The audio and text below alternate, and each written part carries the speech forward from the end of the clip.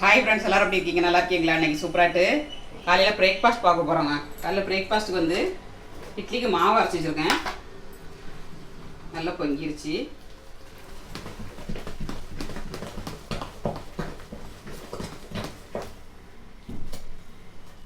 இட்லிக்கு மாவு நல்லா பொங்கிருச்சுங்க. நைட்டு அரைச்சி வச்சுருந்தேன். சிக்கன் குழம்பு வைக்க போகிறாங்க. இட்லிக்கு வந்து சிக்கன் குழம்பு பண்ண போகிறேன். ரொம்ப டேஸ்டியாக இருக்கும் சிக்கன் குழம்பு வந்து. வீடியோ கடைசி ஸ்கிப் பண்ணாமல் பாருங்கள். வீடியோ உங்களுக்கு பிடிச்சிருந்தனா லைக் பண்ணுங்கள், ஷேர் பண்ணுங்கள், கமெண்ட் பண்ணுங்கள். இப்போ சிக்கன் வாங்கிறதுக்கு வந்திருக்காங்க கடைக்கு. இந்த கடையில் தான் எப்போதும் வாங்குவேன். இன்னொரு கடையிலையும் வாங்குவேன். அங்கே வந்து மட்டன் நல்லா ஃப்ரெஷ்ஷாக இருக்கும். சிக்கன் வந்து பக்கத்தில் இருக்கனால அந்த கடையிலே வாங்கிடுவேன். இன்னொரு பெரிய கடை இருக்குங்க, பாய் கடை. அதில் சூப்பராக இருக்கும் எல்லாமே. 3/4 கிலோ சிக்கனை கட் பண்ணி வாங்கியாச்சுங்க. குழம்புக்கு தான் வாங்கியிருக்கேன், சின்ன சின்ன பீஸாட்டு. நம்மளுக்கு எந்த சைஸில் வேணுமோ அந்த சைஸில் கட் பண்ணி தருவாங்க. பிரியாணிக்கு வேணுன்னா பிரியாணிக்கு கட் பண்ணி தருவாங்க. இப்போ வாங்கிட்டு வந்தாச்சு. சிக்கன் குழம்பு எப்படி பண்ணுறதுன்னு பார்க்கலாம். 3/4 கிலோ சிக்கன் வாங்கிட்டு வந்திருக்கேன். இதை கழுவி எடுத்துக்கலாம். சிக்கனை வந்து எப்போதுமே ஒரு அகலமான பாத்திரத்தில் போட்டு கழுவணுங்க. அப்போ தான் நல்லா க்ளீனாட்டு கழுவ முடியும்.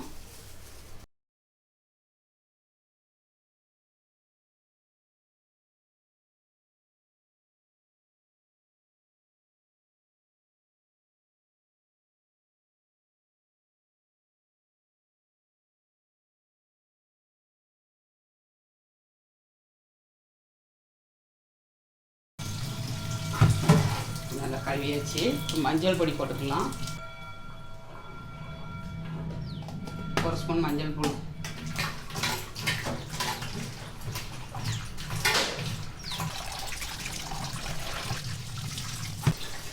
இந்த மாதிரி ஒரு பாத்திரத்தில் கழுவி எடுத்து வச்சுக்கலாம்.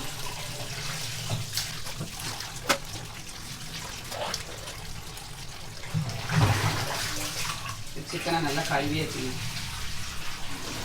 சூப்பராகிட்டு கழுவி எடுத்தாச்சு. குழம்பு வைக்க ஸ்டார்ட் பண்ணலாம். நானே குக்கரில் தாங்க பண்ண போகிறேன். அடுப்பு ஆன் பண்ணியாச்சு. குக்கர் அந்த மாதிரி அடுப்பில் வச்சுக்கோங்க. எண்ணெய் ஆட் பண்ணிடலாம். ஒரு 3 ஸ்பூன் எண்ணெய் ஆட் பண்ணிக்கோங்க. அப்புறமா வந்து பட்டை, ஏலக்காய், அப்புறமா லவங்கம், சோம்பு, கல்பாசி, ஒரு நட்சத்திரப்பூ, ஜாதிப்பூங்க. இதை போட்டால் ரொம்ப நல்லாயிருக்கும் டேஸ்ட் வந்து. அப்புறம் கொஞ்சம் சோம்பு எடுத்துருக்கேன், 1/2 ஸ்பூன். எல்லாத்தையும் ஆட் பண்ணிக்கலாம். இப்போ சோம்பு, பட்டை எல்லாமே நல்லா பொரிஞ்சிருச்சு. 2 வெங்காயங்க. 2 வெங்காயமும் ஒரு பச்சை மிளகாவும் கட் பண்ணி வச்சுருக்கேன். இதை ஆட் பண்ணிக்கலாம்.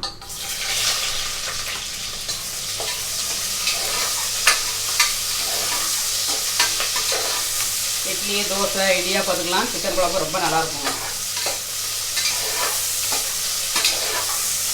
இதை கொஞ்சம் வதக்கிக்கலாம்.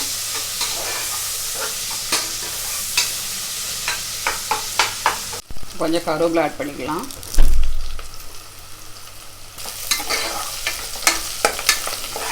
வெங்காயம் கொஞ்சம் வதங்கணும். வதங்கினா தான் குழம்பு நல்லா டேஸ்ட்டாக இருக்கும். இப்போ வெங்காயம் வந்து ஒரு அளவுக்கு வதங்கிருச்சுங்க. இஞ்சி பூண்டு பேஸ்ட் 1 ஸ்பூன் போட்டுக்கலாம். வெங்காயம் நல்லா வதங்கினோன்னா இஞ்சி பூண்டு பேஸ்ட் வதக்கிட்டு தான் அப்புறம் தக்காளி போடணும். அப்போ தான் குழம்பு வந்து நல்லா மணமாக இருக்கும். பச்சை வாடை போகட்டும். இஞ்சி பூண்டு நல்லா வதங்கிடுச்சு. ஒரு தக்காளிங்க.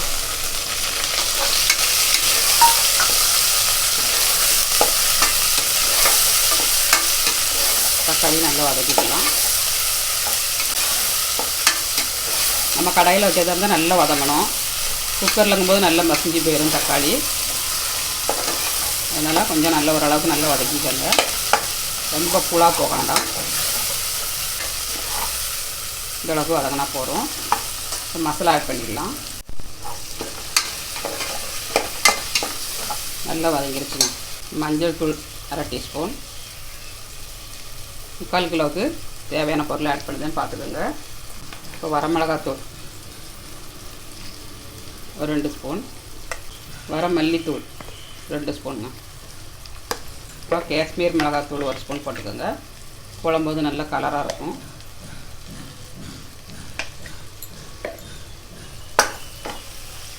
இதில் கொஞ்சம் நல்லா ஃப்ரை பண்ணிக்கலாம்.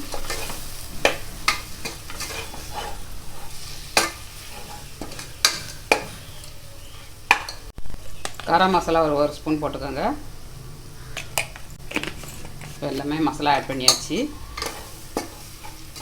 இது கொஞ்சம் பச்சை வாடை போதிலையும் ஃப்ரை பண்ணிவிட்டு நம்ம சிக்கனை ஆட் பண்ணிக்கலாம்.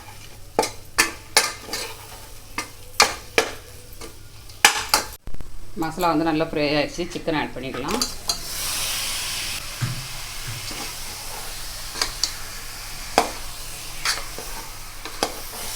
சிக்கனை ஃபஸ்ட்டு நல்லா வதக்கிக்கிடணும்.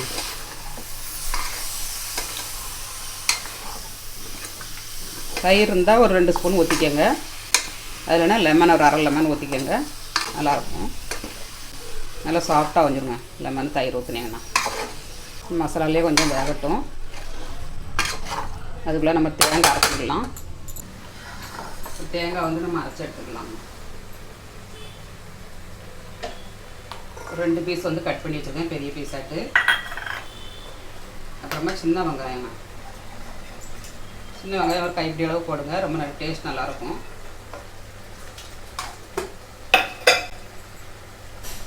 அப்புறமா சோம்பு வந்து ஒரு 1/2 ஸ்பூன் போட்டுருங்க. நம்ம தாளசத்தில் போட்டிருக்கோம், இருந்தாலும் பச்சையில் கொஞ்சம் அரைச்சி போட்டிங்கன்னா நல்லா வாசனையாக இருக்கும். அதனால் சோம்பு 1/2 ஸ்பூன் போட்டுக்கோங்க. எல்லாம் நல்லா ஆட் பண்ணியாச்சு. அரைச்சி எடுத்துக்கலாம்.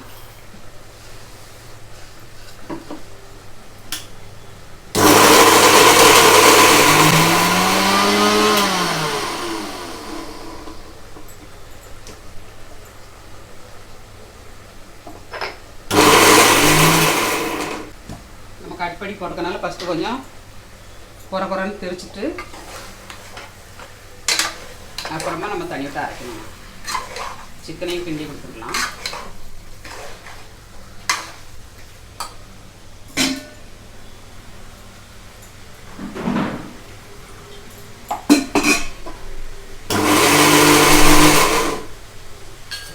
மசாலா வந்து சூப்பராக அரைச்சாச்சுங்க.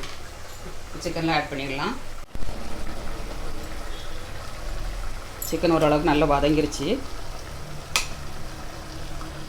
கொஞ்சம் தண்ணி விட்டு நம்ம அலசி ஊற்றிக்கலாம். தோசைக்கு இட்லிக்கெலாம் கொஞ்சம் தண்ணி போல் வைக்கணுங்க. ஊற்றி சாப்பிட்ற அளவுக்கு வைக்கணும். வந்து உப்பு ஆட் பண்ணிக்கலாம்.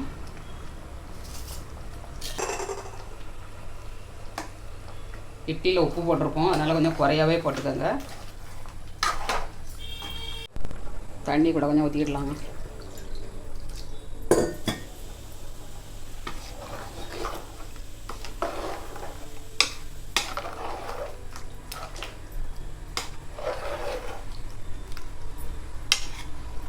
கோழிக்குள்ளே ஈரலையும் போட்டிருக்கேங்க. ஈரல் வந்து எனக்கு ரொம்ப பிடிக்கும். அப்படியே முழுசாகவே போட்டிருக்கேன். வேறு எல்லோரும் தூக்கி தூர போட்டுருவாங்க, நான் சாப்பிடுவேன். ரொம்ப டேஸ்ட் பிடிக்கும் எனக்கு. உங்களில் யாருக்கெல்லாம் ஈரல் பிடிக்கும்னு கமெண்ட்ஸ் பண்ணுங்கங்க. ஈரல் வந்து சாப்பிட்றதுக்கு ரொம்ப நல்லாயிருக்கும். மல்லித்தழை தூவிக்கலாம். இப்போ கிண்டி கொடுத்துட்டு உப்பு காணுமான்னு செக் பண்ணிவிட்டு நம்ம மூடி வச்சிடணும்.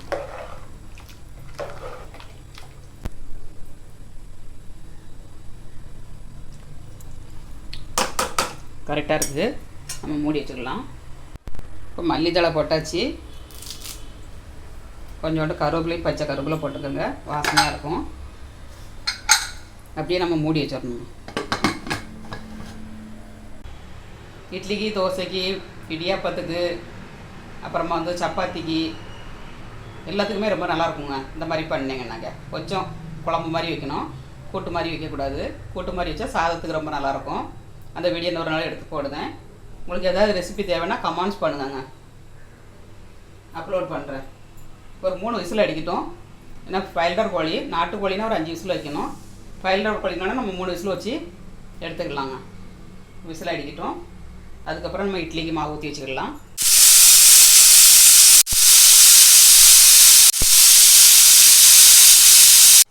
இப்போ 3 விசில் அடிச்சிருச்சு. அடுப்பை ஆஃப் பண்ணிடலாம். சிக்கனை இறக்கிடலாம். சிக்கனை இறக்கியாச்சு. இட்லிக்கு வந்து தண்ணி ஊற்றி வச்சுக்கலாம்.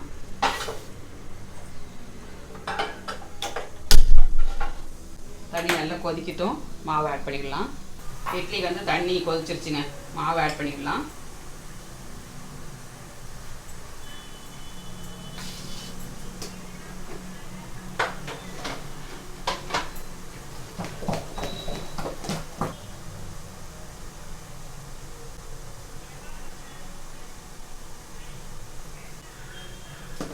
தட்டில் ஆட் பண்ணியாச்சு.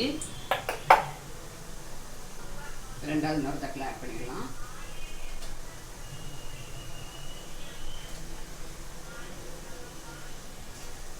மிச்ச மாவை வந்து நம்ம ஓரத்தில் சுற்றி விட்டு வச்சுக்கணும். அப்படியே வச்சிங்கன்னா புளிச்சிடும் ரொம்ப மாவு வந்து.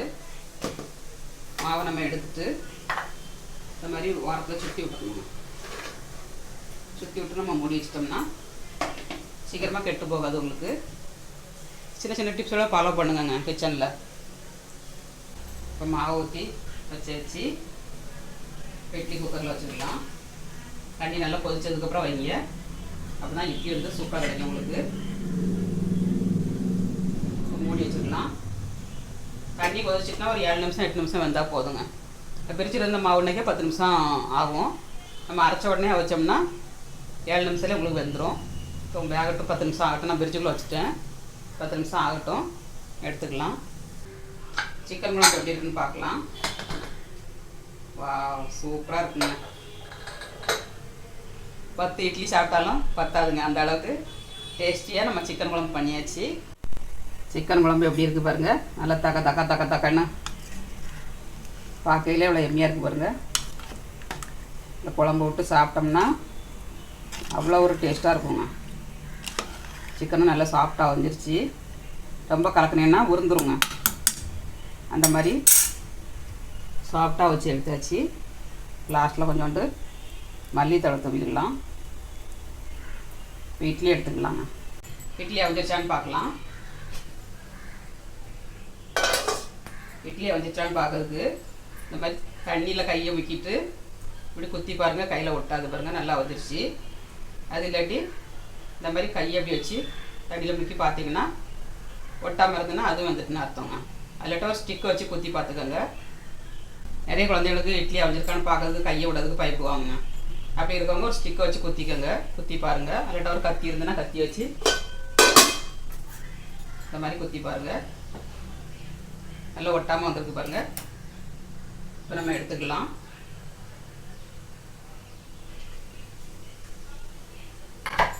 அடுப்பு ஆஃப் பண்ணிடலாம்.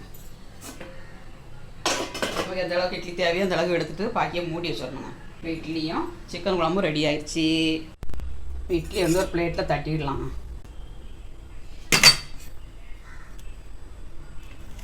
உங்களுக்கு ரொம்ப துணியில் ஒட்டுச்சு அப்படின்னா இட்லி நீங்கள் என்ன செய்யணுன்னா லேசாக தண்ணி தொளிச்சுக்கிடணுங்க. நான் 1 டம்ளரு கடை அரிசி 3 டம்ளர் ரேஷன் அரிசிங்க போட்டு தான் நான் அரைச்சிருக்கேன். இட்லி நல்லா புதுசுன்னு வந்திருக்கு.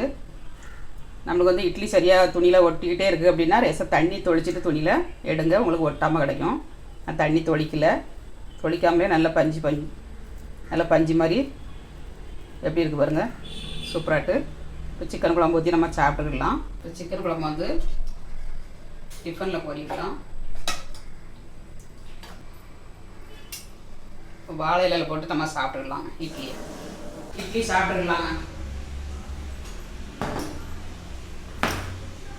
இலை போட்டு இட்லி சாப்பாடு வாங்க எல்லாரும் சாப்பிட்றதுக்கு.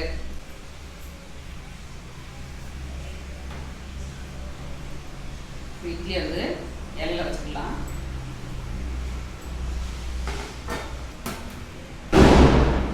குழம்பு ஆட் பண்ணிக்கலாம்.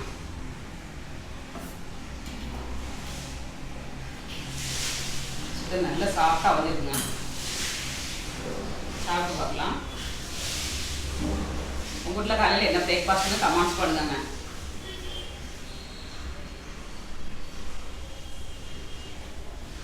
வேறு லெவலில் இருக்குங்க டேஸ்ட் வந்து. இந்த மாதிரி குழம்பு இட்லிக்கு நீங்கள் பண்ணி சாப்பிடவே மாட்டேங்க. டேஸ்ட் வந்து அவ்வளோ அட்டகாசமாக இருக்குது. இட்லிக்கு வந்து சிக்கன் குழம்பு சூப்பராக இருக்குங்க டேஸ்ட் வந்து. இந்த மாதிரி நீங்களும் வீட்டில் ட்ரை பண்ணுங்கள். ட்ரை பண்ணிட்டு எப்படி இருந்துச்சுங்க கமெண்ட்ஸ் பண்ணுங்கள், லைக் பண்ணுங்கள், சப்போர்ட் பண்ணுங்கள். முதல் முறையாக பார்க்கறதா இருந்தால் உங்களுக்கு ஏதாவது ரெசிபி தேவைன்னா கமெண்ட்ஸ் பண்ணுங்கள். சிக்கன் சாப்பிட்டு பார்க்கலாம். நல்ல பஞ்சு மாதிரி சாப்பிட்டா வந்துருங்க. யாரெல்லாம் இட்லி கூட வச்சு சாப்பிட்றது பிடிக்கும்னு கமெண்ட்ஸ் பண்ணுங்கள். மீண்டும் நெக்ஸ்ட் வீடியோவில் சந்திப்போம். பாய்.